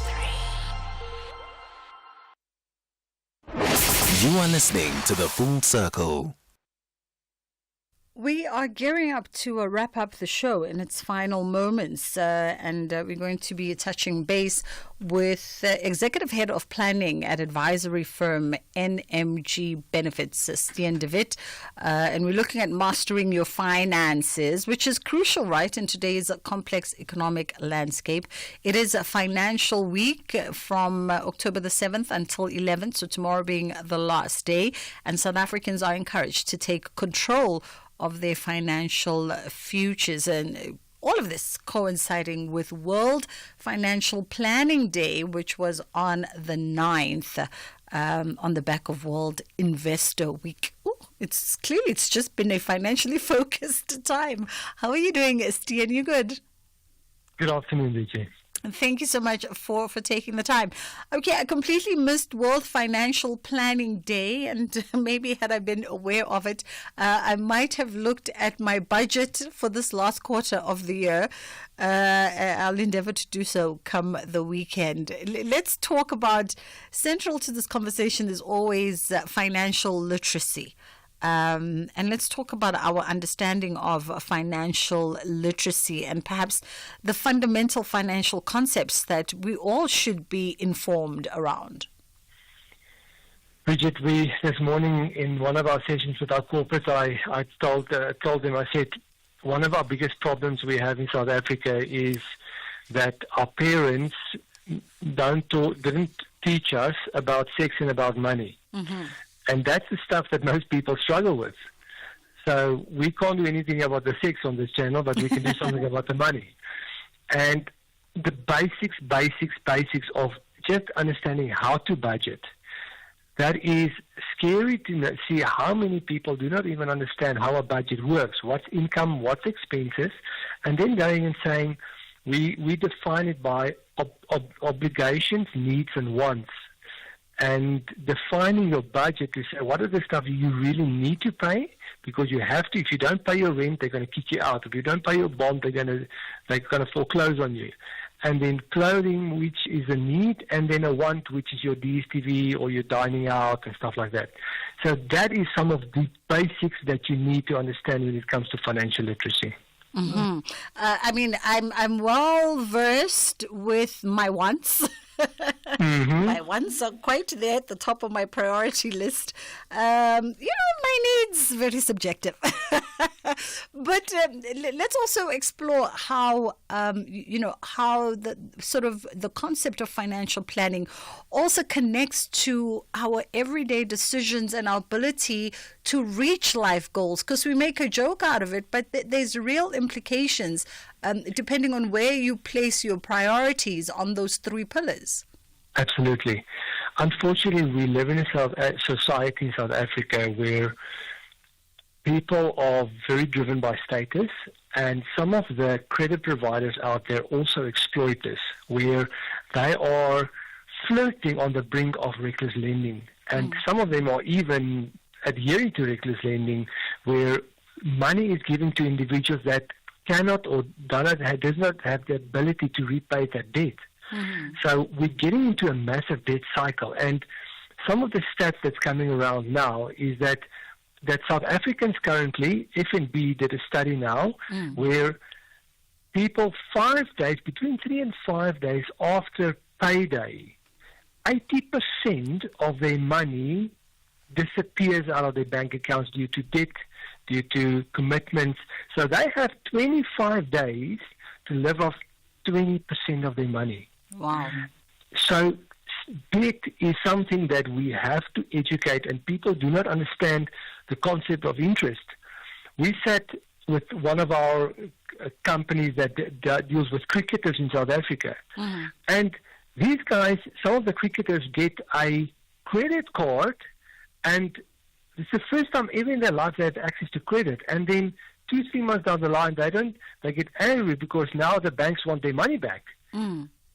They don't understand the concept of, on credit, if you have a credit card, you need to actually pay back that credit card. It's not just money you get for free and mahala. You have to pay it back. Yeah. So those concepts are critical to understand. Managing debt, your budgets, and things like that. How can individuals then effectively set and prioritize not only short-term but also long-term financial goals?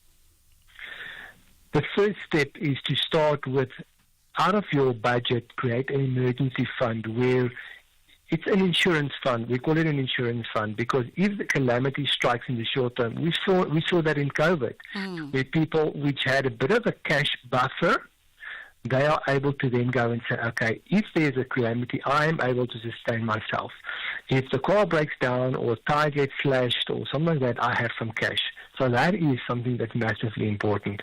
Then obviously from there on, one of the other things when it comes to financial planning is having a making sure you have enough insurance, life insurance, disability insurance, that if something had to happen, you are able to take care of your family. Now, we always say there's two questions that keep people awake. The first one is, if something happens to me, will I myself or my family be okay? The second question is, how do I grow my balance sheet now and also into retirement? And so part of that planning, but again, you don't go into retirement planning, long-term planning, paying money into a retirement annuity or something like that, if you're still paying debt on 25, 30, 40% interest per year. Get out of debt first, because then you have cash available to look at your long-term planning.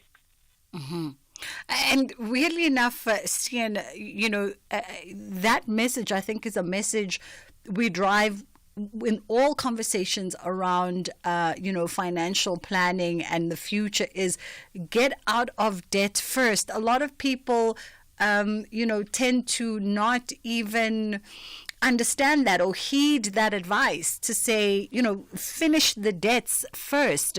Let's also talk a little bit about you. And you mentioned an emergency fund.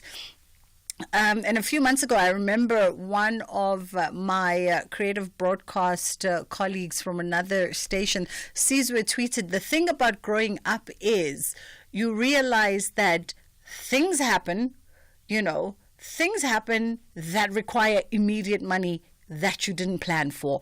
And a conversation we had 2 weeks ago with a financial expert on the show, she also pointed out that the number one reason a lot of households get themselves into debt is the unforeseen circumstances, the things that happen that we did not plan for. Should we be having more focused conversation around emergency funds and what that looks like for each household?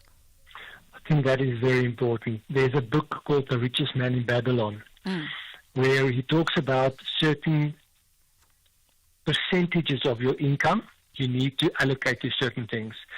We live in a society where we do not create margin. We need to create margin in our budgets as well, that if there's a crisis, we shouldn't live at the brink of, we say people are mostly 1 month away from broke. And create that extra capabilities. Drive a smaller car. You don't have to go and buy the Louis Vuitton handbag or the expensive stuff, or have this expensive thing. You don't. That's not going to impress people. Yeah. Reduce your expenses and have an emergency fund. We say start off with at least 10,000 rand in an emergency fund, but the ideal is 3 to 6 months worth of expenses, not income, expenses that you can take care of in case something happens. So that is where you have to go. And a place where you put it is not in your check account. Something like a money market account or something that you do not have access on a day-to-day basis. You have to do something to do it, but you can't lock it up for 32 days, because then it's not an emergency fund. Yeah, absolutely. 3 to 6 months of expenses. And we saw this in COVID, right? A lot of creatives who made it through COVID sort of unscathed or relatively unscathed were creatives that heeded this kind of advice very early on in their careers. Because of the instability of a creative career in particular sectors, you often have to have forward planning for the inevitable, and stretch every salary and every invoice. And a lot of the creatives who sort of made it through spoke about the fact that wow, I found myself not even, or rather, I found myself realizing that, thank goodness, I had a savings that would prolong my life and my livelihood for a year, for 6 to 3 months, for 6 to 12 months, because that 3 to 6 month buffer in most instances, got depleted so quickly. There's another thing to this coin that is important, and that is that if you have excess cash, when we go through downturns in the market, there are always major opportunities arising in those times. Robert Kiyosaki from the book Rich Dad, Poor Dad said, the rich buy when everyone else is selling and sell when everyone else is buying. So I have practical examples of people that have made millions in COVID because they had cash available to take them through that situation and have excess cash that they could capitalize on the opportunities available. Sure. Yeah, I know. Interesting conversations, and this is why we continue to have these conversations around financial planning. So how do we then adjust? How do we adjust in response to significant weather, life events, things that crop up, the unforeseen, for instance? What must we consider or factor in, or how do we strategize around those adjustment periods? And I'm pretty sure it will tie back to our ability to plan and ultimately save. Yeah. Now, we are approaching the end of the year. We went through the winter now, and a lot of people in winter say, nah, let's just wait for summer to come along. And they say, I'm going to start exercising and training. Now, the problem with that a lot of times is we don't have accountability. And when it comes to your finances, if you need a coach to help you train in the gym or to create a program, why aren't we doing the same with our finances? So getting a coach or getting someone, not to try and sell you a product, but say, hey, let's help you take stock. In NMG Benefits, we have benefit counselors that work for free, or not for free, they work for a salary, no commission, they're not there to sell you anything. You need to go to someone like that where you can say, listen, here's my situation, what can I do and how must I get out of this? What is the road map? And we've coined a term in our company called flight plan. What is my flight plan to financial freedom? Get a paint-by-number solution. Another thing to do is grab some books. There are brilliant books to read. Dave Ramsey has a book called Financial Peace University that actually gives you a paint-by-number solution to this. So educate yourself is one of the things then. Get a coach is the second one that I would definitely suggest. And then start with your budget and sometimes put your pride in your pocket and reduce your overheads and your expenses and get yourself out of debt. Yeah. As we wrap it up, in investment strategies for the various stages in our lives, because your needs at 21 are very different to your needs at 31 to your needs at 41. Yes. Based on your stages in life, 31, what we see, the typical things: get yourself out of debt, make sure you have some cash available to pay a deposit on a vehicle or a property, make sure your life insurance and your will is in. 5 out of 6 people in South Africa do not have a will. We need to. Wills Week was a few weeks back. Wills is so important. And the more you get into closer to retirement, what we see is one of the things that people need to do is revisit their life insurance and actually reduce their life insurance.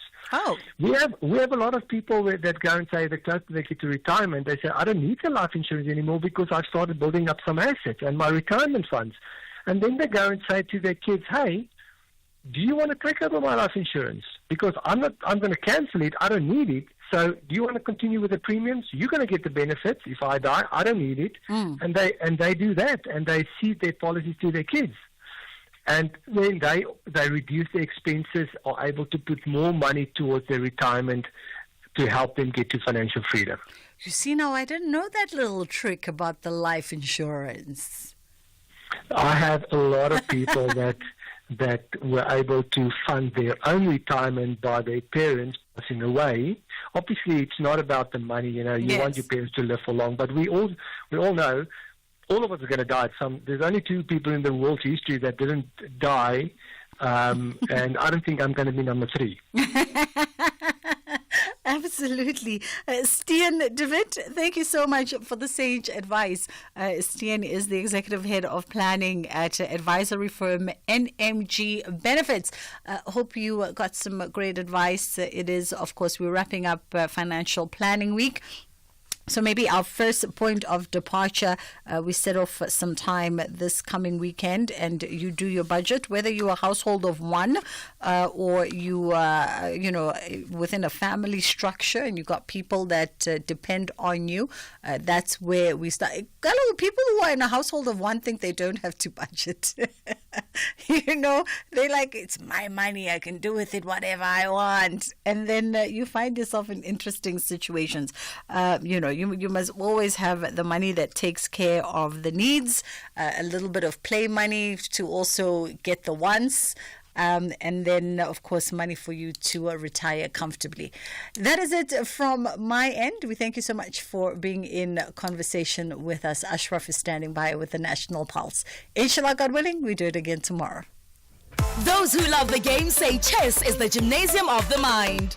The world's top chess players will showcase exciting fast chess played among 6 teams in search of the ticket to the ultimate glory.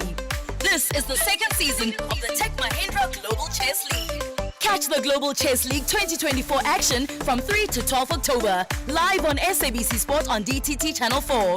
Also available everywhere for everyone, always on SABC Plus. Proudly brought to you by SABC Sport. For the love of the game. The Stallions get it, that the only way to remain on top of Group L is through a win. However, the Swallows refuse to be left behind. They target a 2nd victory to move away from the 3rd position. This is the Total Energies AFCON 2025 qualifier. Experience the journey to Morocco, Burkina Faso versus Burundi on Thursday, 10 October at 9 p.m. Live everywhere for everyone, always on SABC Plus and SABCSport.com. Proudly brought to you by SABC Sport. For the love of the game.